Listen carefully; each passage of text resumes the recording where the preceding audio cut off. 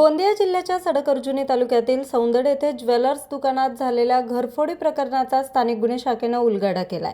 या प्रकरणात आंतरराज्यीय चोरी करणाऱ्या टोळीतील एका आरोपीला अटक करण्यात आलं असून त्याच्याकडून तब्बल 6,81,000 रुपयांचा मुद्देमाल जप्त करण्यात आलाय। सौंदड येथील यावलकर ज्वेलर्स आणि गजानन ज्वेलर्स या दुकानांमध्ये 4 फेब्रुवारी रोजी अज्ञात चोरट्यांनी शटरचं कुलूप तोडून सोन्या चांदीचे दागिने चोरी केले होते। या प्रकरणी डुग्गीपार पोलीस ठाण्यात गुन्हा दाखल करण्यात आला होता। तपासादरम्यान स्थानिक गुन्हे शाखेला मिळालेल्या तांत्रिक व गोपनीय माहितीनुसार चोरी मध्य प्रदेशातील पांढुर्णा येथील आंतरराज्यीय टोळीने केल्याचं समोर आलंय।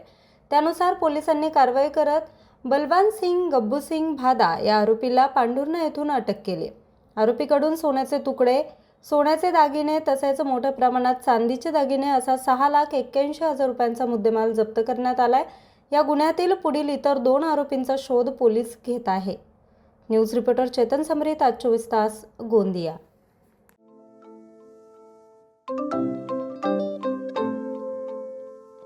नवनवीन आणि ताज्या घडामोडींसाठी आज 24 तास सबस्क्राईब करा। त्याचबरोबर बेल आयकॉनवर क्लिक करा आणि मिळवा आमच्या बातम्यांच्या नोटिफिकेशन्स। तसेच आज 24 तासची प्रत्येक बातमी आपल्याला कशी वाटली हे कळवा, लाईक करून, कमेंट करून आणि आमच्या बातम्या शेअर सुद्धा करा।